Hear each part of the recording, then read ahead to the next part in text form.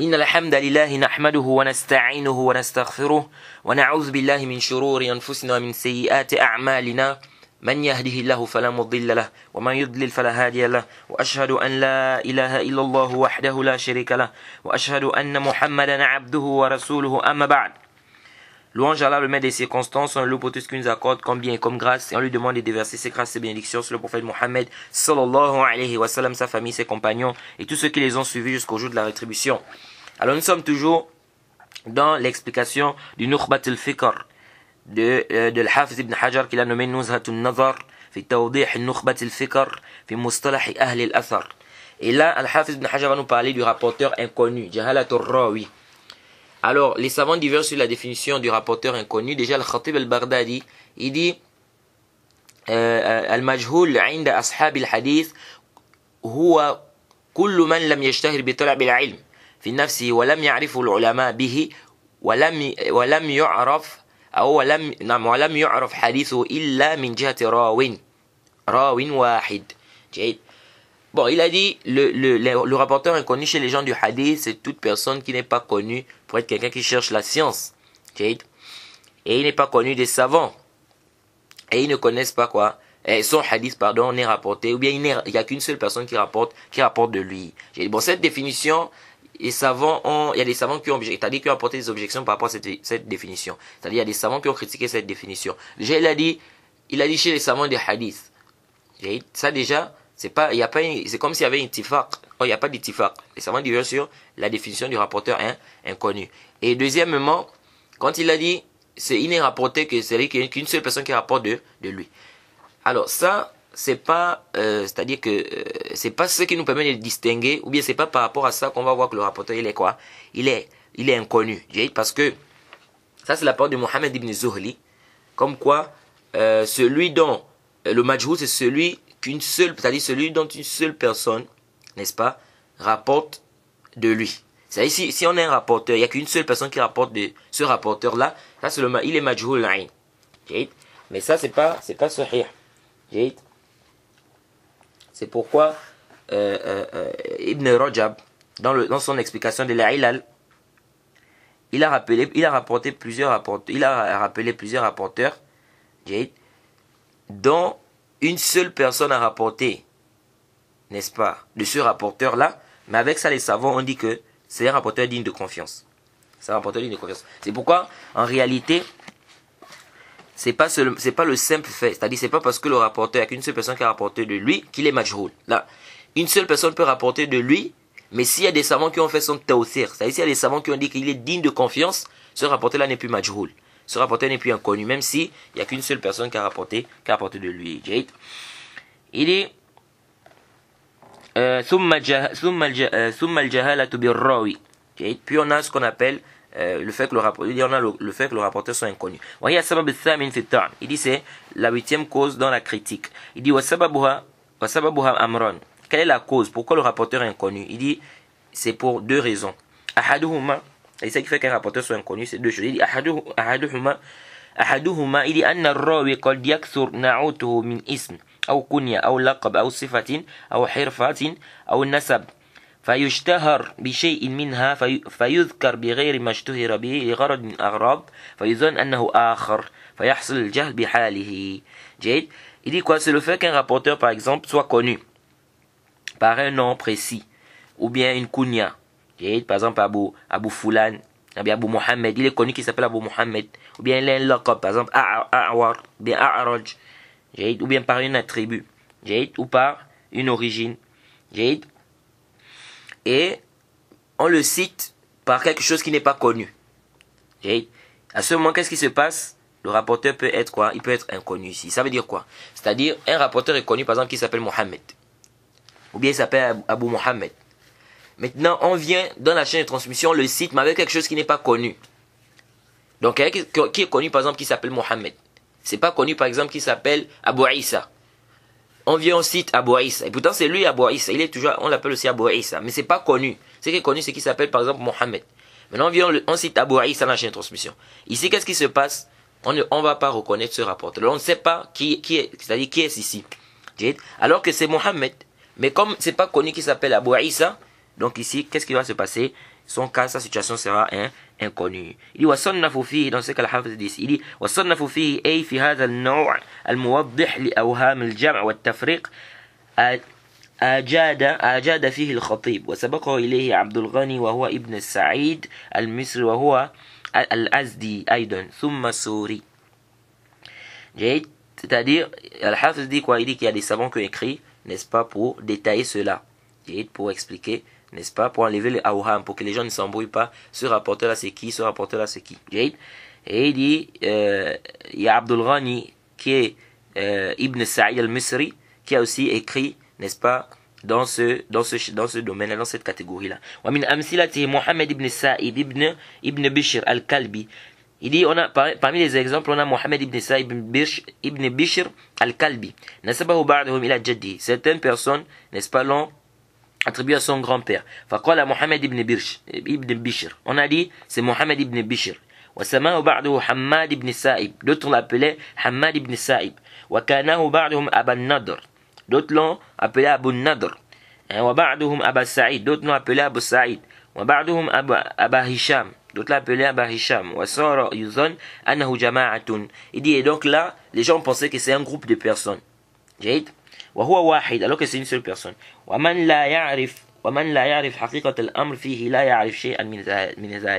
dit, celui qui ne connaît pas la réalité de cette chose-là, il ne va rien connaître ici, il ne va rien comprendre. Il va penser que c'est plusieurs personnes alors que c'est la même personne. Et on a déjà, je crois, parlé de ce genre-là lorsqu'on a un peu parlé du tadlis shur. Donc la deuxième chose qui fait en sorte que le rapporteur soit inconnu, أن الراوي قد يكون مقلا في الحديث فلا يكثر الأخذ عنه. Il dit, se peut que le rapporteur soit quelqu'un qui a peu de hadith et donc il n'y a pas beaucoup de gens qui rapportent de lui. أو لا يسمى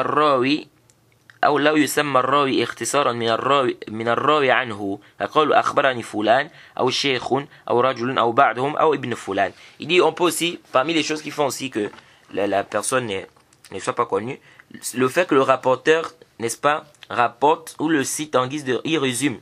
Il dit par exemple, tel a dit, ou bien sheikhun, ou bien un homme a dit, ou bien le fils de tel a dit. Il dit ici ويستدل على معرفة اسم المبهم بوروده من طريق أخرى مسمى فصنفوا في المبهمات. Il dit, comment on va connaître le rapporteur qui n'a pas été... Le mubham, c'est un rapporteur dont on n'a pas cité le nom. On dit seulement d'après un homme. D'après un homme, c'est qui? Donc il dit ici, comment on va connaître le mubham là? Si on dit par exemple d'après un homme, d'après un cheikh, d'après un savant, comment on va connaître? Il dit ici, ça vient dans une autre chaîne de transmission. Si son nom vient, n'est-ce pas, dans une autre chaîne de transmission, c'est-à-dire son nom a été cité dans une autre chaîne de transmission. Il dit, voilà, yuqbal hadith mubhama lam yusam. On accepte le hadith du mubham, donc celui qu'on n'a pas cité. لأن شرط قبول الخبر عدالة رواته. Il dit, car parmi les conditions de l'acceptation de l'information du hadith, il faut que le rapporteur soit adl. ومن أبهم اسمه لا يعرف عينه فكيف يعرف عدالته. Il dit, celui dont on n'a pas cité son nom, n'est-ce pas, on ne le connaît pas. Comment on va connaître s'il est juste ou s'il n'est pas juste, s'il est intègre ou pas? Il dit, Al-Hafidh dit, وكذا لا يقبل خبره. Et on ne prend pas aussi son information. On rapporte que le même Shafi'i a même dit, لا نقبل خبر ما جهلنا ما نقبل خبر من جهلنا. Quand on dit que l'imam Shafi'i a dit quoi? On n'accepte pas l'information de celui qu'on ne connaît pas. C'est-à-dire que les savants ne connaissent pas. L'imam Bayhaqi aussi a dit, l'imam Bayhaqi faisait partie des Shafi'i, il a dit, la naqbal khabar min al majhulin. On n'accepte pas l'information des gens qui sont inconnus. On dit que l'imam Zahabi aussi a dit, la hujjata fi man laysa bi ma'ruf al adala wala ntafa anhu al jahala. Il a dit quoi? Il n'y a pas d'argument sur celui qui n'est pas connu pour être quelqu'un de juste, d'intègre, ou celui, n'est-ce pas, qui est toujours inconnu, ou bien celui qui demeure inconnu. Donc c'est-à-dire qu'on ne doit pas s'argumenter de lui, parce qu'il est inconnu. Il dit وَكَذَا لَا يُقْبَ خَبَرُهُ وَلَوْ أُبِهِمَ بِاللَّفْظِ التَّعْدِيلِ. Il dit on n'accepte pas son khabar, donc celui-là dont on n'a pas cité. Il dit de la même manière aussi si on fait quoi, c'est-à-dire on utilise un terme d'éloge qui est vague. C'est-à-dire on fait ces éloges avec un terme qui est vague. Comme quoi, comme le fait de dire حدثني الثقة. Un thiqa m'a dit, on a déjà parlé de ça. Un thiqa m'a dit, un thiqa t'a dit, c'est vague. Il dit كأن يقول الراوي عنه, comme par exemple le fait que le rawi dise أخبرني الثقة. Il dit un thiqa m'a dit, j'ai bien m'a informé. Il dit أنه قد يكون ثقة عنده مجروحا عند غيره. Il dit car il peut être digne de confiance chez lui et il est critiqué chez d'autres. وهذا على الصح في المسألة. Il dit ça c'est l'avis qui est plus juste, n'est-ce pas, ou qui est juste par rapport à cette mas'ala. Jade. Et ça, on avait déjà parlé de ça. On a dit que le fait qu'un rapporteur dise un thiqa m'a rapporté ou un thiqa m'a dit, on ne doit pas se baser sur ça. Pourquoi? Pour authentifier le hadith. Pourquoi? Parce qu'on ne connaît pas qui c'est ici. Jade. Et on ne peut pas venir dire ici que non, ce rapporteur-là, s'il fait le tawsik des rapporteurs, on prend. Pourquoi ici on ne va pas prendre? On dit ici c'est différent. Parce que là-bas, au moins, le rapporteur est cité. Donc on peut voir s'il y a d'autres savants qui ont fait la critique sur ce rapporteur. Or ici, il a dit thiqa. Un thiqa m'a dit, c'est-à-dire un digne de confiance m'a dit. Bon, un digne de confiance lui a dit. Est-ce que c'est qui ce digne de confiance? C'est-à-dire, on ne peut pas ici savoir s'il y a d'autres savants qui l'ont critiqué parce qu'il ne l'a pas cité. Or, lorsqu'il fait le tawsik d'un rapporteur, par exemple, il dit Mohammed ibn Ishaq et thiqa. Un exemple. Bon, eh bien, il est saduq. On peut facilement, comme Mohammed ibn Ishaq est saduq, il dit, il est saduq. On peut facilement voir les paroles d'autres savants sur Mohammed ibn Ishaq. Mais lorsqu'il dit un thiqa comme ça, comment on va savoir si les autres ont critiqué ce rapporteur? Sachant que on a besoin de savoir ce rapporteur, est-ce qu'il y a des critiques sur lui ou pas? Ensuite, il dit ولذلك il dit ولهذا نكتة لم يقبل مرسل ولو أرسله العدل جازما به لهذا الاحتمال بعينه. Il dit c'est pourquoi on n'accepte pas la version du mursal, celui qui rapporte un hadith mursal, on n'accepte pas. Parce que quand le tabi'i dit qala Rasulullah sallallahu alayhi wa sallam, on peut dire quoi? On peut dire que ce tabi'i là, il est digne de confiance. Donc il ne peut pas rapporter d'un menteur. Il ne peut pas rapporter d'un menteur. Donc s'il rapporte directement du prophète, on doit normalement prendre. Mais malgré ça, on ne prend pas. Pourquoi? Parce qu'il se peut ici qu'il ait pris des rapporteurs qui est daïf. Ou il se peut qu'il ait pris des rapporteurs qui est thiqa, mais il est thiqa chez lui. Et chez d'autres savants ou chez d'autres tabi'in, il est quoi? Il n'est pas thiqa. Ensuite, il dit وقيل يقبل تمسكا بالظاهر إذ الجرح على خلاف الأصل. Certains disent qu'on prend ici là parce que c'est le zahir. Ils disent parce que le jarh ça contredit le asl, mais ça c'est pas sahih. Parce qu'il dit que le asl c'est le adala, que la personne est juste. Ça c'est pas quoi? Ça c'est pas sahih. Le asl c'est qu'on ne connaît pas la personne jusqu'à ce qu'on ait des preuves c'est-à-dire qui cette personne là. Il dit وقيل إن كان القائل عالما أجزأه ذلك في حق من يوافقه في مذهبه. Si la personne qui a dit ça, qui a fait le tawsiq là, c'est un savant, n'est-ce pas? Il dit celui qui va le suivre dans ça, c'est-à-dire c'est permis pour celui qui va le suivre dans son madhab. Pour celui qui va le suivre dans ce madhab là. وهذا ليس بمباحث علوم الحديث. C'est-à-dire ça, il dit ça fait pas partie de quoi? Des recherches ici dans le ilm al-hadith. C'est-à-dire que pourquoi? Parce que le ilm al-hadith, nous on veut savoir la chaîne de transmission elle est rattachée ou elle n'est pas rattachée. La chaîne de transmission, les rapporteurs qui sont intéressants, les rapporteurs dignes de confiance ou pas, pour pouvoir authentifier le hadith ou pas. Mais quant au fait d'amener un rapporteur, de dire que le rapporteur est le as c'est qu'il est ad, ou bien de venir dire qu'il est un thiqa m'a dit. Comment on va savoir ici? Il faut qu'on ait les paroles des autres savants de jarh wa ta'dil. Et le fait de dire que le rapporteur digne de confiance, n'est-ce pas, il ne peut rapporter d'un rapporteur digne de confiance comme ça, c'est pas juste.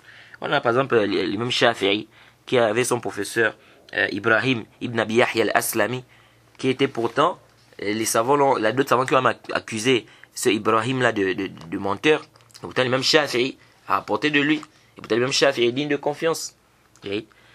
Maintenant, quant au jahala du compagnon, c'est-à-dire si un compagnon, par exemple, n'est pas connu, est-ce que ça empiète sur l'authenticité du hadith? Non. C'est-à-dire dans un hadith, on dit par exemple, d'après un homme qui accompagnait le prophète Mohammed sallallahu alayhi wa sallam. J'ai vu ça dans certains hadiths. D'après un homme qui accompagnait le prophète Mohammed sallallahu alayhi wa sallam. Est-ce que ça empiète sur l'authenticité du hadith? Non, ça n'empiète pas sur l'authenticité du hadith. Pourquoi? Parce que les compagnons sont tous dignes de confiance. Donc même si on ne connaît pas qui est là, si on lui dit d'après un homme qui accompagnait le prophète, du moment où on est sûr que c'est un homme qui accompagnait le prophète, donc c'est un compagnon du prophète Mohammed sallallahu alayhi wa sallam, ici là, on a pu quoi? C'est-à-dire que le fait de ne pas le connaître, ça n'empiète en rien sur l'authenticité du hadith. Il dit فإن سمي الراوي وانفرد راو واحد برواية عنه فهو مجهول العين. Il dit si on cite le rapporteur et qu'il n'y a qu'un seul rapporteur qui a rapporté de lui, il dit ça c'est majhul al-ain. Donc le majhul al-ain, c'est le rapporteur dont une seule personne rapporte de lui et il y a quoi? Il n'y a pas un savant qui a fait ses éloges ni un savant qui a fait sa critique. Ça c'est majhul al-ain. Donc lui là il est inconnu. Jayid. Et ensuite on a majhul hal. Donc je vais vous donner déjà les deux définitions. Majhul l'ain. Quand on dit que le rapporteur il est inconnu, c'est-à-dire majhul l'ain, parce que le jahal est de deux types. On a celui qui est majhul l'ain, on a celui qui est majhul hal. Le majhul l'ain, c'est celui dont une seule personne rapporte de lui. Jayid. Et il n'y a pas de jarh, il n'y a pas de ta'dil sur lui. Il n'y a aucune critique, il n'y a aucune éloge sur cette personne. Il est majhul l'ain. Celui dont deux personnes rapportent de lui. Il n'y a pas de deux ou plus. Il n'y a pas de critique, il n'y a pas d'éloge. Il est majhul hal. Celui dont deux personnes ou plus rapportent de lui. Il n'y a pas de critique, il n'y a pas d'éloge sur lui. C'est un majhul hal. Jayid. Il dit wa insumia. Enfin insumia rawin farda. Donc il a dit si on cite le rapporteur et qu'il n'y a qu'une seule personne qui a rapporté, c'est majhul al-ain. Kal mubham. Il est comme le mubham, il est comme celui qu'on n'a pas cité. C'est-à-dire un rapporteur qui est inconnu, Jayid, et un rapporteur qu'on n'a pas cité, ils sont pareils. Jayid. Pourquoi? Parce que les deux, on ne peut pas authentifier leur hadith, parce qu'on ne sait pas normalement c'est-à-dire quelle est leur situation. Illa an yuwathiq ghayruhu man yanfarid bihi anhu ala al-asah. Jayid. Il dit sauf si, n'est-ce pas, celui qui n'a pas rapporté de lui fasse ses éloges. C'est-à-dire une personne qui n'a pas rapporté de lui fasse ses éloges de ce rapporteur-là. Jayid. Il dit selon l'avis qui est juste. Il dit wakaza man yanfarid anhu idha kana muta'ahhilan li dhalik. Ou bien celui qui rapporte de lui. Celui qui rapporte de lui aussi, il peut faire ça, il peut faire ses éloges. Jayid. C'est pourquoi Al-Hafiz ibn Hajar, il voit que si le rapporteur est majhul hal et que rapporte de lui quelqu'un qui a mis comme condition qu'il ne rapporte que des thiqat, il voit que le hadith est authentique. Parce que parfois l'imam Nasai rapporte, il dit yakfi, parfois l'imam Nasai rapporte des rapporteurs qui ont connu, il dit yakfi, il est majhul hal, il dit yakfi l'Nasai anhu, n'est-ce pas, c'est-à-dire il dit la riwaya de l'imam Nasai, il suffit ici pour savoir que ce rapporteur là est quoi, c'est-à-dire qu'on prend c'est-à-dire on peut déjà ici connaître son hal, sa situation. Jayid. On peut déjà connaître son hal, sa situation. Donc il y a des savants, concernant le majhul, il y a des savants tels qu'Ibn Hibban. Jayid. Et on dit aussi que son professeur aussi Ibn Khuzayma, ou bien le Hakim. Ces savants-là disent que la base sur le rapporteur, c'est qu'il est juste. Donc ça veut dire que si on a un rapporteur qui est inconnu, Jayid, c'est-à-dire il n'y a pas de jarh, il n'y a pas de critique, il n'y a pas d'éloge sur ce rapporteur-là, ils disent qu'on authentifie, on prend le hadith. Ils disent parce que la base c'est qu'il est juste. Mais ça c'est pas juste. Les savants ont rejeté ça, ils ont refuté cela. La base sur le rapporteur, c'est qu'on ne connaît pas son hal. On ne connaît pas sa situation. Est-ce qu'il est digne de confiance ou il n'est pas digne de confiance? Donc, on ne peut pas s'argumenter sur le fait on ne peut pas dire ici que non, la base sur le musulman c'est qu'il est juste. Et donc on va authentifier des hadiths comme ça. Ça c'est des risques. C'est des risques. De prendre des hadiths comme ça, des gens qu'on ne connaît pas, soit disant que la base sur le musulman c'est quoi? C'est qu'il est quoi? C'est que c'est le adal. Alors qu'il se peut que ça soit même un menteur qui soit là. Donc ça c'est pas sahih.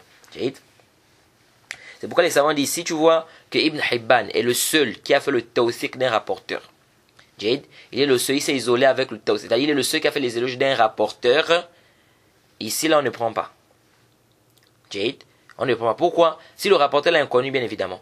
Si le rapporteur est inconnu et qu'il est le seul qui a fait ses éloges, on ne prend pas. Pourquoi? Parce que tout simplement, il fait quoi? Il fait le tawsiq des rapporteurs qui sont inconnus. Parce qu'il se base sur cette règle-là, que la base sur le musulman, c'est qu'il est quoi? Une confiance. Mais maintenant, ici, c'est pas de manière absolue. Si par exemple, Ibn Hibban vient sur un hadith, il dit les hadiths, par exemple, le rapporteur, il est inconnu.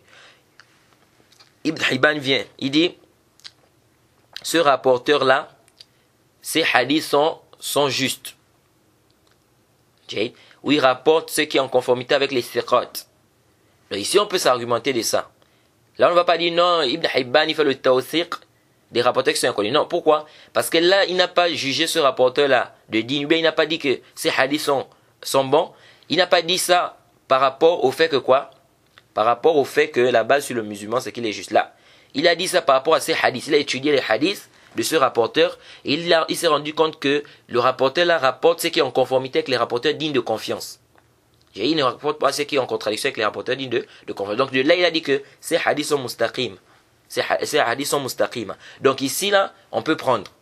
Pourquoi? Parce que ici, ce n'est pas basé sur... C'est pourquoi le cheikh Abdurrahman al-Muallimi, il a rappelé ça, que le tawsiq d'Ibn Hibban, ça a des degrés.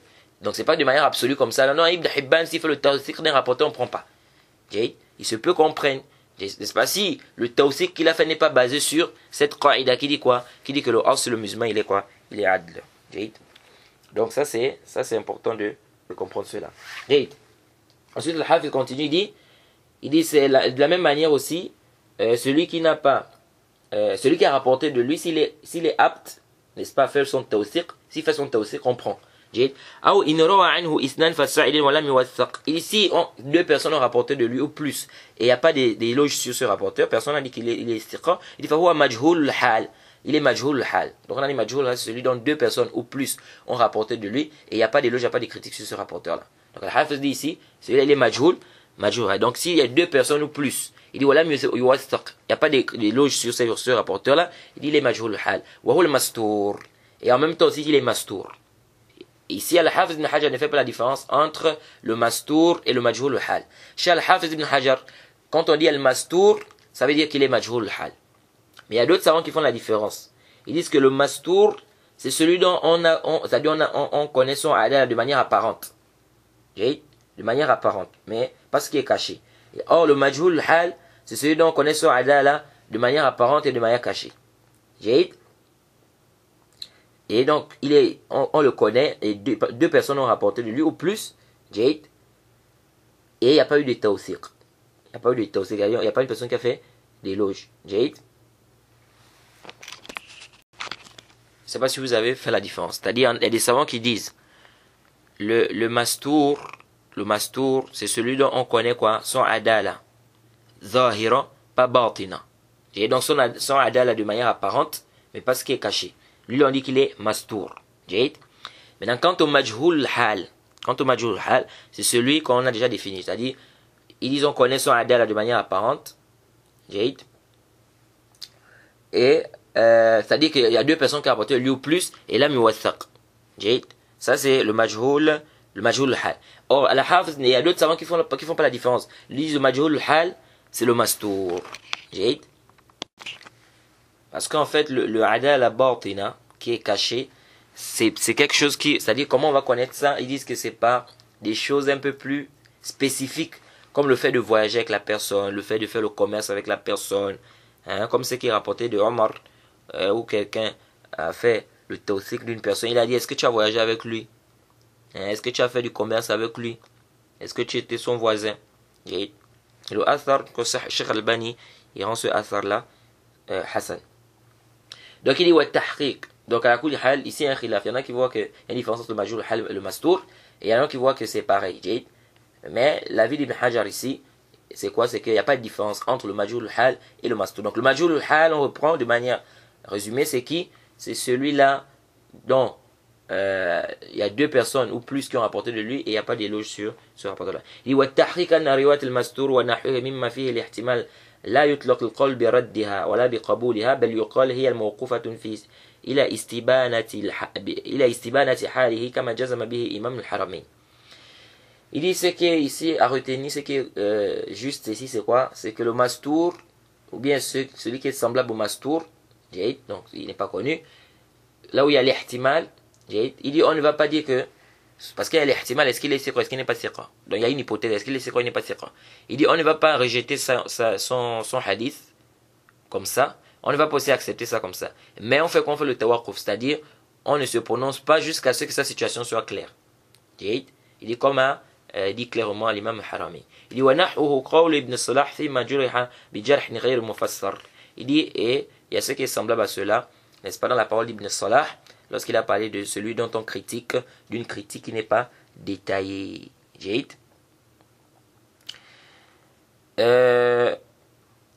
Et comme on a déjà dit, on a dit que la version, le fait qu'un rapporteur digne de confiance rapporte d'un autre rapporteur, ça ne prouve pas qu'il rend ce rapporteur-là digne de confiance. Pourquoi? Parce que pourquoi les savants ont rendu faible le mu'allaq, le mursal, le mu'adal? Et pourtant la personne qui rapporte ça, parfois il est siqa. Pourquoi pas? Et parfois il dit même qu'il ne rapporte que les siqa. Mais ici on ne peut pas prendre parce qu'on ne sait pas qui est au milieu. Donc on ne sait pas qui est au milieu. Est-ce que vous voyez? Donc venir dire que le fait qu'un rapporteur rapporte un autre rapporteur, ça montre, le fait qu'un rapporteur soit digne de confiance, ça veut dire que s'il rapporte d'un rapporteur, ça veut dire qu'il considère ce rapporteur comme digne de confiance parce qu'il ne peut pas rapporter, ou bien il ne peut rapporter qu'un rapporteur qui est digne de confiance. Ça c'est une parole qui n'est pas quoi? Qui n'est pas sahih. Même celui qui dit je ne prends que des dignes de confiance. On a dit que même ça aussi fait nazar, parce qu'on ne sait pas à quel moment il a conditionné cela. Donc en réalité, ce qu'on retient ici c'est quoi? C'est que la riwaya du majhoul, si le rapporteur il est majhoul, on ne fait quoi? On ne prend pas son hadith parce qu'il est inconnu jusqu'à ce qu'on ait des dalils clairs que quoi? Que c'est un rapporteur dont on a fait quoi? Les éloges. Maintenant le majhoul, est-ce qu'il peut se renforcer? Il ne peut pas se renforcer. Ce qui est juste c'est quoi? C'est que le majhoul, le hal, il se renforce. Et ça c'est l'avis de Hafiz bin Hajar et beaucoup de savants. Que si on est un rapporteur qui est majhoul hal et qu'il y a une autre chaîne de transmission qui vient aussi, il y a encore un majhoul hal, bien il y a une petite faiblesse, ça se renforce. Mais il y a une divergence sur le majhoul ayn. Est-ce que le majhoul ayn il se renforce, oui ou non? La majorité des savants disent que le majhoul ayn ne se renforce pas. Le majhoul ayn on a déjà expliqué, c'est celui dont une seule personne rapporte de lui, il n'y a pas d'éloge, il n'y a pas de critique sur ce rapporteur. Mais l'avis que nous trouvons juste l'avis des savants qui ont dit que le majhoul ayn aussi peut se renforcer. Et pourquoi? Le dalil c'est que les savants renforcent la version du hadith qui est munqati'. Le hadith où il y a une coupure, les savants renforcent ça. Or, le hadith là où il y a une coupure, il y a un rapporteur qui a sauté. On ne connaît pas le rapporteur. Alors, on ne voit même pas le rapporteur, puisqu'il a sauté. Mais malgré ça, les savants renforcent. Alors, le majhoul là, on voit au moins il est là dans la chaîne de transmission. C'est-à-dire que si on renforce le munqati', sachant que le rapporteur même on ne le voit pas, c'est-à-dire il a sauté, à plus forte raison, si on voit le rapporteur dans la chaîne de transmission, et il est majhoul ayn. Donc ici on dit a fortiori, on doit renforcer cela. Et c'est l'avis que nous trouvons juste par là a'lam. Ensuite, il a dit summa al-bid'a. Et puis nous avons ce qu'on appelle la bid'a, donc l'innovation. Il dit وهي السبب التاسع من أسباب الطعن في الراوي وهي إما أن تكون بمكفر كأن يعتقد ما يستلزم الكفر أو مفسق. Il dit c'est le 9e ou la 9e cause de critique concernant un rapporteur. Il dit cette bid'a là elle peut être mukaffira, c'est une innovation qui fait sortir de l'islam. Il dit comme le fait qu'il croit ce qui implique la mécréance. Ou bien elle est mufassiq. Ou bien elle est quoi? Au sabab il est mufassiq. La bid'a est mufassiq. C'est-à-dire, soit la bid'a, c'est une bid'a qui fait sortir de l'islam, soit c'est une bid'a qui rend le rapporteur pervers, c'est-à-dire ça ne fait pas sortir de l'islam. Il dit فَالْأَوَّلَ لَا يَقْبَلْ صَاحِبَهَا الْجُمْهُرِ. Le premier, donc la bid'a qui fait sortir de l'islam, si la personne, n'est-ce pas, c'est un mubtadi', il fait des bid'a qui font sortir de l'islam, il dit ici la majorité des savants n'accepte pas sa riwaya, donc c'est ce qu'il rapporte, وَقِيلَ يُقْبَلْ مُطْلَقًا. Certains disent on accepte ça de manière absolue. وَقِيلَ إِنْ كَانَ لَا يَعْتَقِدْ حِلُّ الْكَذِبِ لِنُصْرَةِ مَقَالَتِهِ قُبِلْ. D'autant dit s'il ne croit pas que c'est permis de mentir, n'est-ce pas, afin de de soutenir son mazhab, n'est-ce pas, ou bien ses paroles, il dit on accepte. Ils ont dit quoi? Ils ont dit on accepte ma condition, à condition qu'il ne croit pas qu'il est permis de mentir. Il dit ce que nous devons retenir, ce qui est juste. Il dit c'est pas toute personne qui fait une bid'a, qui fait sortir l'islam qu'on doit rejeter, n'est-ce pas, son hadith. Et anna kulla ta'ifatin tadda'i anna mukhalifiha mubtadi'atun. Il dit car tout groupe prétend que l'autre groupe Et l'autre groupe qui le contredit, n'est-ce pas, c'est un groupe innovateur. Jade. وَقَدْ تُبَالِغْ فَتُكَفِّرْ مُخَالِفَهَا. Il dit parfois ils exagèrent même, il fait le takfir, c'est-à-dire il fait sortir l'islam, n'est-ce pas, l'autre groupe, c'est-à-dire le groupe qui le contredit. فَلَوْ أُخِذَ ذَلِكَ عَلَى الْإِطْلَاقِ جيد لَاسْتَلْزَمَ التَّكْفِيرُ جَمِيعِ الطَّوَائِفِ. Il dit si on prend ça comme ça de manière absolue, ça implique quoi? Qu'on va rendre mécréants, n'est-ce pas, tous les groupes. فالمعتمد أن الذي ترد روايته من أنكر أمرا متواترا من الشرع معلوما من الدين بالضرورة وكذا من اعتقد عكسه. Il dit ce qui est considéré ici, c'est quoi? Ce qu'on va rejeter, la version, eh bien le hadith de celui qui va renier une chose à caractère notoire de la législation ou une chose qui est reconnue de la religion comme étant un impératif. Il dit, et de la même manière celui qui croit le contraire de cela. وأما من لم يكن بهذه الصفة فانضم إلى. Bon, ça j'ai fait une nazar aussi. Comme Al-Hafiz ibn Hajar va nous dire que la bid'a de la personne qu'on va rejeter, c'est celui qui va renier quelque chose, n'est-ce pas, qui est connu, quelque chose à caractère notoire de la législation, ou quelque chose qui est connu dans la religion comme étant un impératif. Donc ça aussi fait une nazar. Si on dit qu'on ne va faire le takfir que de celui qui renie quelque chose, ou bien l'innovateur qui renie, on va faire le takfir de l'innovateur qui renie quelque chose qui est connu de la religion comme étant un impératif, ou quelque chose qui est connu à caractère notoire, ça veut dire qu'on va presque pas rendre mécréant, n'est-ce pas, un mubtadi', comme dit le Cheikh Ibn Uthaymin, on va presque pas rendre mécréant un mubtadi'. Ici là, ce qui nous intéresse ici, c'est quoi? C'est les hujja, le dalil. C'est-à-dire si la personne tombe dans un acte, c'est prouvé que cet acte-là, c'est l'acte de kufr. C'est un acte de kufr, c'est un acte de mécréance, de kufr akbar. Et que les conditions étaient réunies, on rend la personne là mécréante. On rend la personne là mécréante. Et si c'est une chose aussi qui est une chose qui est apparente, une chose qui est apparente ici, la personne sort de l'islam. Il n'y a pas à dire que non, bon, peut-être ici il y a l'ignorance, la personne ne connaissait pas tout ça. Parce que c'est une chose qui est connue, une chose qui est apparente. Et ça, on a déjà détaillé, j'ai déjà détaillé. On a fait le tafsir de cette mas'ala dans comment on appelle, l'explication des nawaqid de l'islam, donc les alternatifs de l'islam. On a détaillé à quel moment la personne sort de l'islam, quelles sont les conditions. Et on a également détaillé quelle est l'ignorance qui est acceptée et quelle est l'ignorance qui n'est pas acceptée. Bon, il y a une divergence en fait sur la riwaya du mubtadi'. Le mubtadi', l'innovateur, son hadith, on prend ça ou bien on ne prend pas son hadith. Il y a toute une divergence. Il y en a qui ont dit qu'on fait quoi? Il y en a qui ont dit on ne prend pas la version du mubtadi', le hadith qu'un mubtadi' rapporte de manière absolue. Ils disent de la même manière, on n'accepte pas la version d'un kafir, parce qu'il n'est pas adl, il n'est pas juste, il n'est pas intègre, il n'est pas juste, il n'est pas adl. Ils disent de la même manière on accepte aussi pour le mubtadi', parce que c'est un pervers aussi. Et la majorité des savants disent on accepte le hadith du mubtadi', de l'innovateur, tant qu'il n'appelle pas vers sa bid'a. Pourquoi? Parce qu'ils disent que celui qui appelle vers sa bid'a, il fait des durous. Par exemple, quelqu'un c'est-à-dire c'est un mubtadi', donc il appelle les gens à suivre sa voie, innover là. Comme par exemple aujourd'hui on a les jama'at tablir. Ils appellent les gens à leur voix. Et donc ceux-là, ils appellent les gens à leur voix. Donc ils disent, si la personne n'appelle pas sa bid'a, ici on prend. Ça va à l'avis de la majorité des savants. Ça dit même si c'est un innovateur. Mais s'il n'appelle pas sa bid'a, on prend. Parce que vous allez voir qu'il y a des innovateurs qui n'appellent pas leur bid'a. Vous allez voir par exemple parmi les awam, vous allez voir par exemple parmi eux, il y en a par exemple c'est des innovateurs. Mais il est là, il est dans son travail, lui, il n'est pas en train de faire la da'wa, appeler les gens. Le prophète a dit, Allah a dit, suivez ceci ou bien suivez cela, il faut que vous suivez telle voie. Non. Lui, il fait son travail, il vient à la mosquée, il prie. Donc il n'appelle pas les gens à sa bid'a. Donc les savants, la majorité des savants disent, celui qui n'appelle pas sa bid'a, celui qui n'appelle pas son innovation, ils disent que lui là on prend de lui. Parce qu'ils disent que celui qui appelle à son innovation, c'est-à-dire on n'est pas à l'abri. Il peut inventer des choses, il peut apporter des ta'lilat, n'est-ce pas, dans des hadiths, il peut faire des déductions dans des hadiths, n'est-ce pas, il peut apporter des choses pour soutenir sa bid'a. On n'est pas à l'abri, il peut même mentir pour soutenir sa bid'a. Que Que non, il y a un hadith qui est rapporté comme ça, etc. etc. Et donc, ils disent quoi? Ils disent que s'il appelle ça bid'a, on ne prend pas. Par contre, s'il n'appelle pas ça bid'a, on prend. Il y a un autre avis qui dit on prend le hadith du mubtadi', qu'il appelle à sa bid'a ou qu'il n'appelle pas à sa bid'a. Tant qu'il ne fait pas quoi? Tant qu'il ne rend pas licite le mensonge.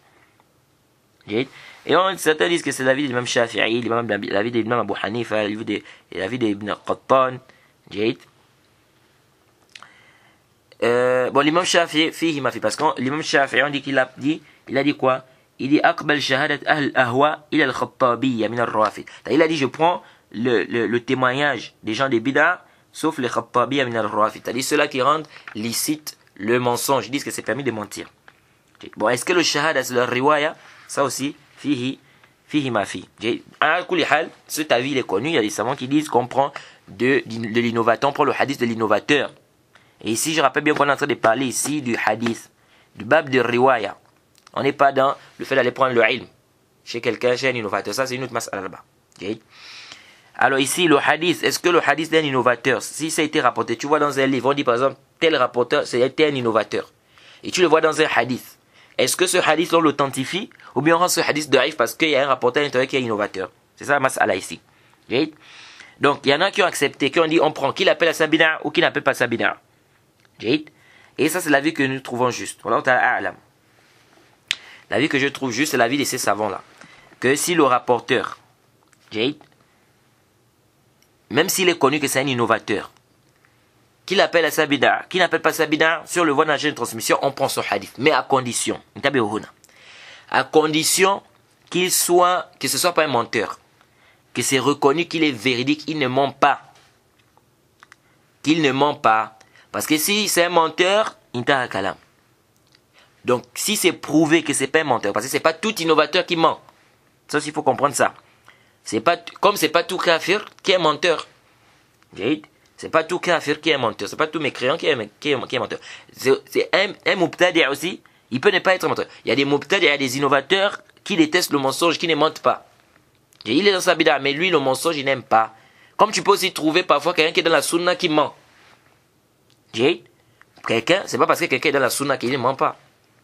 Est-ce que vous voyez? C'est pas une condition, c'est-à-dire pour que quelqu'un soit dans la sunna, c'est pas une condition qu'il ne mente pas. On va dire non, comme il a menti, il n'est plus dans la sunna. Est-ce que vous voyez? Donc, tu peux trouver quelqu'un qui est dans la sunna, mais qui ment, qui est un menteur. Comme tu peux trouver aussi un innovateur qui ne ment pas. Donc ici, là, si c'est prouvé que cet innovateur-là ne ment pas, c'est pas un menteur, qu'il appelle à sa bid'a ou qu'il n'appelle pas sa bid'a, on prend son hadith. Limaza intabi'u huna. Pourquoi? Tout simplement parce que, pourquoi ces savants l'ont dit, ceux qui ont dit, on prend de l'innovateur, s'il n'appelle pas à sa bid'a. Pourquoi ils ont dit, donc s'il appelle à sa bid'a, on ne prend pas? C'est parce qu'ils te disent parce que s'il appelle à sa bid'a, il se peut qu'il apporte des choses pour soutenir sa bid'a. Donc il se peut qu'il ajoute des trucs, qu'il monte ou qu'il apporte des ta'ala. Donc ça veut dire quoi ici? Ça veut dire ici que il y a un doute au niveau de sa véracité. Alors si on est convaincu qu'il est véridique, qu'il ne ment pas, est-ce qu'il va inventer des choses? Est-ce qu'il va ajouter des choses pour soutenir sa bid'a? Non. Pourquoi? Parce que c'est quelqu'un de véridique. C'est quelqu'un de véridique. Alors il ne va pas ajouter des choses pour soutenir sa bid'a. C'est-à-dire même s'il y a une chose qui va à l'encontre de sa bid'a, il ne va pas déformer ça parce que il n'aime pas le mensonge, il ne ment pas. Il ne va pas déformer ça parce qu'il ne ment pas. C'est pourquoi ça, c'est l'avis que nous trouvons plus proche. Qu'il appelle à sa bid'a. Qu'il n'appelle pas sa bid'a, on prend de lui à condition que quoi? À condition qu'il soit véridique. Que ce n'est pas quelqu'un qui est connu pour être un menteur. Et bien évidemment ici, les savants font la différence entre la bid'a qui est mukaffira et la bid'a qui n'est pas mukaffira. Et aussi, ça c'est quoi? On voit que ça c'est le sonnir. C'est la pratique même de l'imam Bukhari et Muslim. De manière apparente, comme a dit le Cheikh Muqbil. De manière apparente, quand on voit l'imam Bukhari et Muslim, c'est comme s'ils sont de cet avis. De quel avis? Qui dit qu'on prend du mubtadi, qu'il appelle à sa bid'a ou qu'il n'appelle pas sa bid'a. À condition qu'il soit prouvé, qu'il soit véridique. Parce qu'on voit qu'ils ont rapporté des gens comme Imran ibn Hattan. Imran ibn Hattan, c'était un khariji. Il faisait partie des khawarij. Et c'est connu que lui, N'est-ce pas? La base, c'était quelqu'un de la sunna.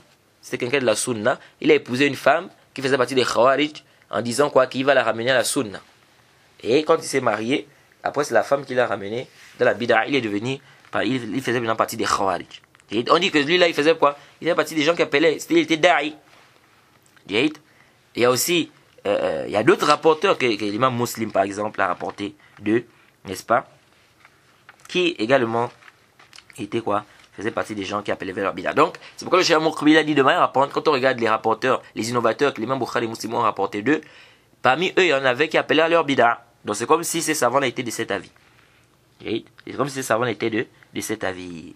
Voilà, donc ça, c'est l'avis que nous trouvons juste. Maintenant, il y en a qui disent, il y a un autre avis, il y en a qui disent, on prend de l'innovateur, mais à condition qu'il ne rapporte pas une chose qui renforce sa bid'a. À condition qu'il ne renforce pas une chose, et qu'il ne rapporte pas une chose qui renforce sa bid'a. Qu'est-ce que ça veut dire, ne rapporte pas une chose qui renforce sa bid'a? C'est-à-dire, quelqu'un, par exemple, c'est on prend un exemple, il fait partie des Khawarij. Il fait partie des Khawarij. Alors, s'il rapporte un hadith qui va dans le sens des Khawarij, on ne prend pas. Ou bien, je vais prendre un exemple simple. On a par exemple les Shia. On sait que les Shia, ils ont de l'exagération sur Ali ibn Abi Talib. Si un Shia rapporte un hadith, par exemple, qui fait des éloges de Ali ibn Abi Talib, ils disent qu'ici, là, il a rapporté quelque chose qui renforce sa bid'a. Donc ici, on ne prend pas son hadith. Est-ce que vous voyez un peu? Mais هذا فيه نظر. Ça là, c'est pas sahih. C'est pas sahih.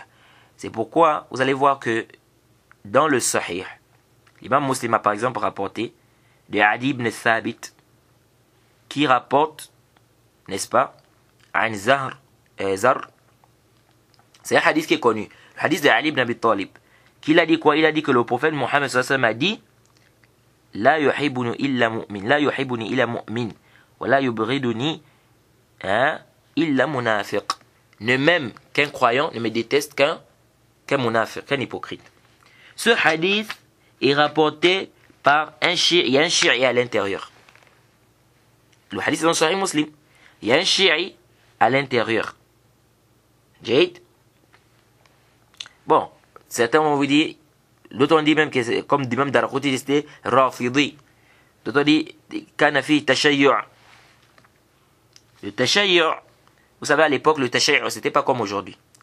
À l'époque, le Tashayyu', comme a dit Hafs ibn Hajar, c'était quoi? C'était des gens qui faisaient précéder Ali sur Othman. C'est-à-dire, pour eux, Ali était supérieur à Othman. Et ils considéraient que Ali ibn Abi Talib, n'est-ce pas, avait raison par rapport au combat qu'il y avait eu entre Muawiyah et tout le reste. Et aussi, il dit, Hafiz ibn Hajar dit, parfois parmi eux, certains allaient même jusqu'à dire qu'après le prophète Mohammed, la meilleure créature, c'est Ali ibn Abi Talib. Ça, c'était le tashayyu à l'époque. Tout en faisant quoi? Tout en respectant Abu Bakr et Omar. Tout en respectant Abu Bakr. Or, aujourd'hui, là, les chiites, c'est pas ça. Les chiites, aujourd'hui, ils font quoi? Ils ont même kafar les compagnons. Abu Bakr et Omar, ils ont rendu mécréants. Donc, le tashayyu à l'époque, c'était pas comme le tashayyu aujourd'hui. Ici, ce hadith, est-ce qu'on va dire ici, comme dans la chaîne d'introduction, on a quelqu'un qui avait le tashayyu. Donc on va dire qu'ici, parce qu'il a rapporté un hadith de Ali ibn Abi Talib qui a dit, ne m'aime qu'un croyant, et ne me déteste qu'un munafiq, un hypocrite. Est-ce qu'on va dire, bon, il a rapporté quelque chose qui renforce sa bid'a, donc on rend ça daïf. Ici, on dit quoi? On dit non. On dit cet avis aussi n'est pas correct. Même si le rapporteur, si cet innovateur la rapporte une chose, et on voit que cette chose-là renforce sa bid'a, nous disons ici, déjà, on a dit quoi? Il y a à condition que le rapporteur soit reconnu comme étant un rapporteur qui est véridique. Il ne ment pas. Ça, c'est un. Deuxièmement, on dit ceci. On dit ce qu'il rapporte là. Ce qu'il rapporte. Est-ce que ça contredit quelque chose dans le shara? Est-ce que ça contredit quelque chose dans la législation, dans les nusus, dans les textes? Si ça ne contredit en rien, la législation, il n'y a pas de problème, on va prendre. Pourquoi on va rejeter ça? C'est quelqu'un de véridique. C'est un mubtadi', oui, c'est un mubtadi'. Mais c'est quelqu'un de véridique qui ne ment pas. Il a rapporté un hadith. Ce qu'il a rapporté, ça contredit quelque chose de la législation ou pas? Ça ne contredit rien. Khalas, on prend. Maintenant, si on voit que ça contredit quelque chose de la législation, là, on va délaisser ça. Mais on ne délaisse pas ça parce que c'est un mubtadi', non. C'est parce qu'on voit qu'il y a le nakar dans le texte. C'est parce qu'on voit que quoi? Il y a le nakar, c'est-à-dire c'est quelque chose de réprouvé. Par exemple, quelqu'un, par exemple, il fait partie des khawarij. Il fait partie des khawarij. S'il rapporte, hein, ou bien même on va prendre par rapport à notre époque, on dit par exemple quelqu'un fait partie des jama'at tabligh. Il rapporte par exemple un hadith qui dit faites le khuruj pendant 3 jours. Ce sera bénéfique pour vous. Un exemple, un hadith comme ça. Ou celui qui fait le khuruj pendant 3 jours, il aura telle récompense. Exemple. Ici, là, ce hadith, on fait quoi de ça? On prend le hadith là, on met ça de côté. Parce que ça contredit le shara. Le prophète Mohammed sallallahu alayhi wa sallam n'a pas fait cela. Donc ici, on ne va pas prendre. Pas parce que c'est un mubtadi', mais parce que ça contredit quoi la législation. Bon, bien que ici, les jama'at tabligh, ils appellent à leur bid'a. Vous voyez, les jama'at tabligh, ils appellent à leur bid'a. Donc ici, là, quand il vient avec ce hadith, on va rejeter ça, pas parce que c'est un mubtadi', mais parce que quoi? Parce que ça n'est pas en conformité avec le shara. Ça c'est quoi comme on a dit? À condition, il faut que le rapporteur soit véridique. Le rapporteur doit être véridique. Et c'est pourquoi, si vous rappelez, dans les premiers cours, j'ai parlé de cette mas'ala en bref. Quand on a parlé du sahih. Que comment se fait-il que les savants ont mis comme condition que le rapporteur soit digne de confiance? Mais on a vu que les savants ont rapporté des rapporteurs qui sont mubtadi'a, qui sont innovateurs. Or, quand les savants, quand il a parlé du adal, il a dit qu'il ne doit pas être dans des bid'a. Donc ça veut dire que la bid'a empiète sur le adal de la personne. Ça rend même la personne pervers. Donc ici, là, comment ça s'est fait? C'est pourquoi certains savants disent que ce qui est pris en considération, c'est le sidq de la personne. Et la personne est véridique ou la personne n'est pas véridique. La personne est véridique. Donc ici, là, que la personne appelle à sa bid'a. Que la personne n'appelle pas sa bid'a. Ce qui nous intéresse ici, c'est est-ce que cette personne est véridique ou pas. Ça, c'est la vue que nous trouvons juste à l'aide au plus savant. Bien comme on a dit, il y a d'autres avis des savants. Ici, il dit, et la majorité des savants disent quoi? Ils disent que s'ils n'appellent pas sa bid'a, ça c'est l'avis de la majorité. Hein. Ils disent que s'ils n'appellent pas sa bid'a, on prend. S'ils appellent à sa bid'a, on prend pas. Mais quand on regarde la pratique des savants des hadiths, dans les rapportages des hadiths, quand on regarde, on voit quoi? On voit qu'ils ont rapporté, même des rapporteurs qui appellent à leur bid'a. Ils ont fait ishkal. Il dit, wathani, donc là le plus savant, il dit, wathani, huwa man la yaqtadi bid'atuhu at-takfir aslan. وقد اختلف أيضا في قبوله ورده. Il dit, deuxièmement, il y a celui dont sa bid'a n'implique pas le kufr. Sa bid'a n'implique pas la mécréance. Il y a aussi une divergence des savants sur est-ce qu'on accepte sa bid'a, est-ce qu'on accepte sa riwaya, oui ou non. فقيل يرد مطلقا وهو بعيد. Il dit, il y en a qui ont dit on rejette ces hadiths de manière absolue.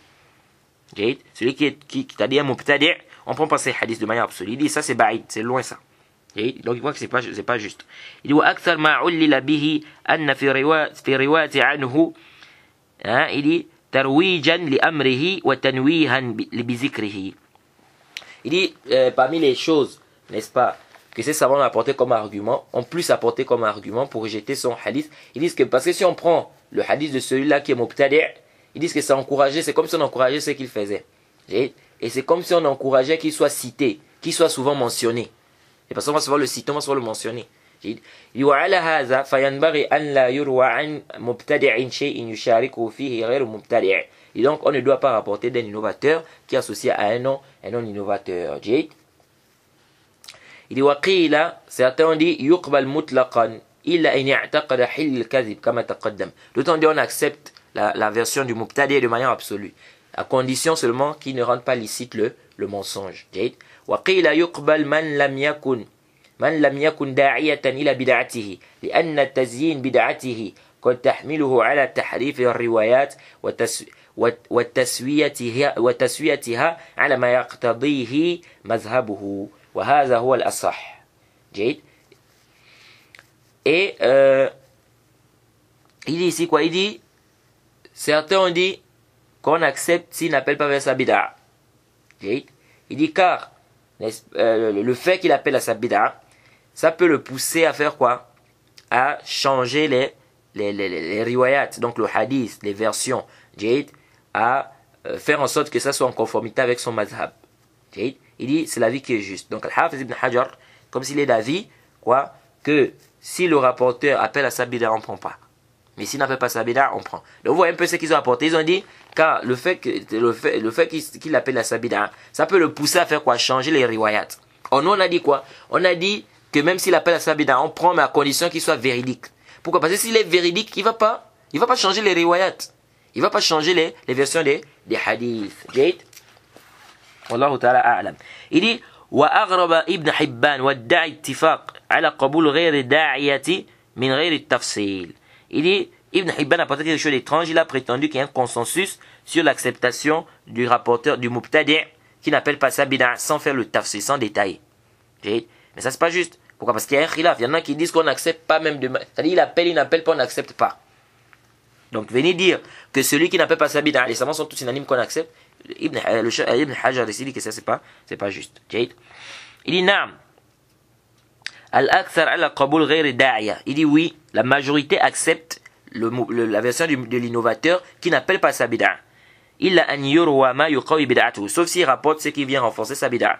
Fa yurad ala al-mazhab al-mukhtar. On va rejeter ça selon l'avis qui est accepté. Donc Al-Hafiz ibn Hajar, c'est comme s'il aussi l'avis que quoi? Que si la personne n'appelle pas sa bid'a, on prend. S'il appelle sa bid'a, on prend pas. Mais s'il il rapporte quelque chose qui renforce sa bid'a, on prend pas.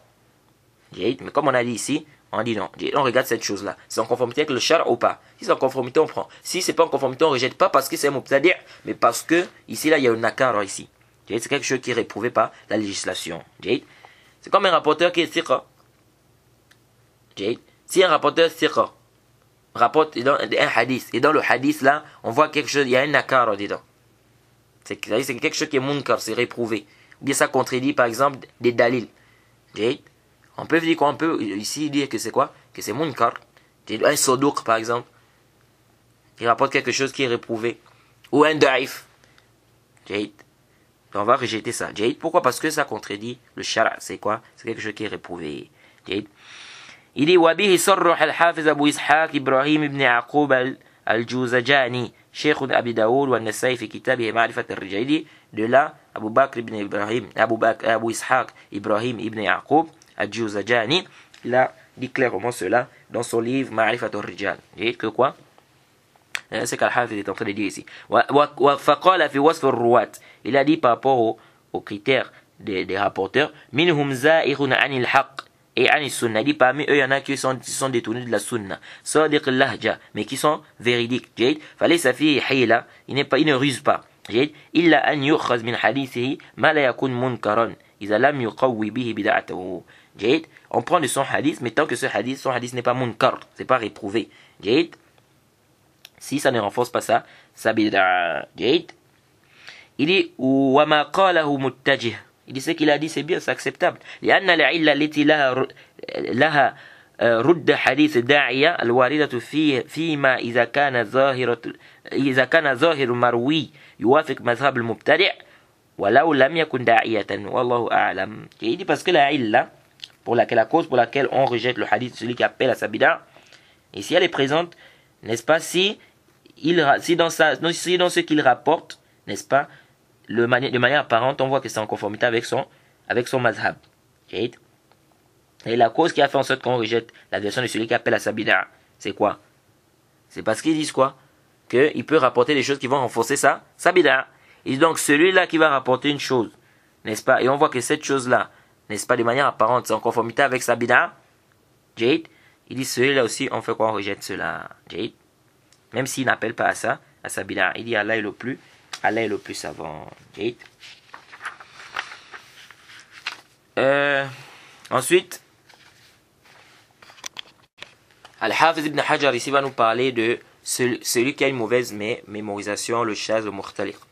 Il dit summa su'il hifz wa huwa sabab al-ashir min asbab at-ta'n. Il dit ensuite nous avons la mauvaise mémorisation. Il dit ça fait partie, ou bien c'est la 10e cause parmi les causes de la critique. Wa murad bihi man lam yarjuh janib isabatihi ala janib khata'i wa huwa ala qismi. Il dit c'est celui dont ses erreurs sont au même niveau en fait que ceux qui rapportent de bons. Les erreurs sont au même niveau. Donc par exemple s'il rapporte 10 choses, 10 hadiths, il fait par exemple 5 Dans 5 hadiths, il fait des erreurs, et dans 5, il ne fait pas des erreurs. Donc ici, celui-là, on dit qu'il a une mauvaise mémorisation. Il dit ça se divise en deux. Ça se divise en deux. Il dit, إن كان لازما للراوي في جميع حالاته فهو شاذ. على رأي بعض أهل الحديث. Il dit ici, ce rapporteur-là, si il fait, c'est-à-dire que c'est toujours avec lui, c'est-à-dire il fait toujours des erreurs. Il fait toujours des erreurs. Et ça, c'est un rapporteur, on dit qu'il est shad.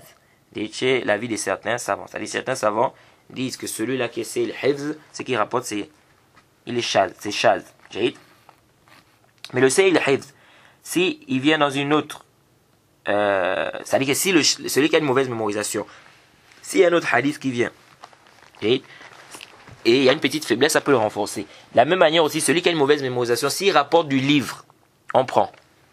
Celui qui a une mauvaise mémorisation, si on dit qu'il a rapporté du livre, on prend. Mais si c'est sans le livre, on fait quoi? On prend pas. Pourquoi? Parce qu'il a une mauvaise mémorisation. Il dit أو إن كان سوء الحفظ طارئا على الراوي إما لكبره أو لذهاب بصره أو لاحتراق كتبه أو عدمها بأن كان يعتمدها فرجع إلى حفظه فساء فهذا المختلق هو المختلط.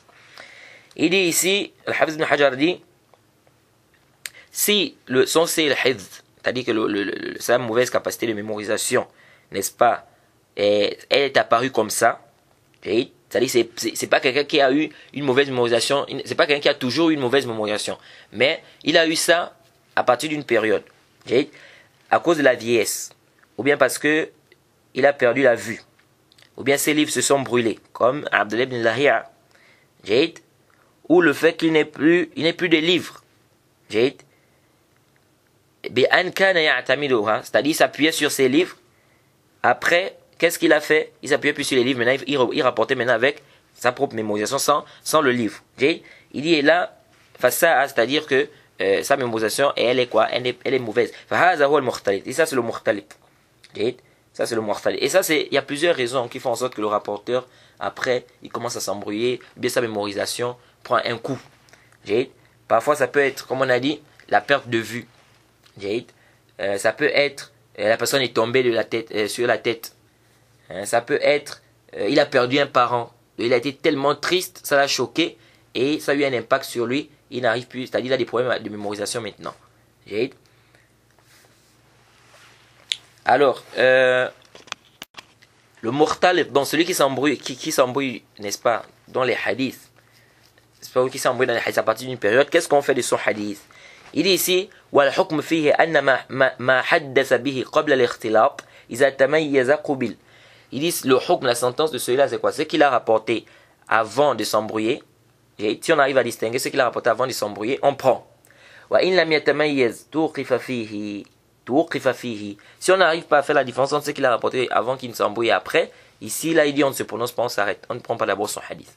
On ne travaille pas avec. وَكَذَا مَنِ اشْتَبَهَ الْأَمْرُ فِيهِ. Il dit la même chose si celui dont son cas est confus. وَإِنَّمَا يُعْرَفُ ذَلِكَ بِاعْتِبَارِ آخِذِينَ عَنْهُ. Comment on va savoir ce qu'il a rapporté avant, ce qu'il a rapporté après? Il dit c'est par rapport à ses étudiants, par rapport aux gens qui rapportent de lui. Ça nous montre quoi? Ça nous montre ici le fait que les savants des hadiths, n'est-ce pas, ils étaient vraiment précis dans ce qu'ils faisaient. Vous voyez? Et dès qu'on voit un peu qu'un rapporteur s'embrouille avec les hadiths, on n'arrive pas à savoir quels sont les hadiths qu'il a rapportés avant ou après. Ils disent quoi ici? Ils disent on ne prend pas.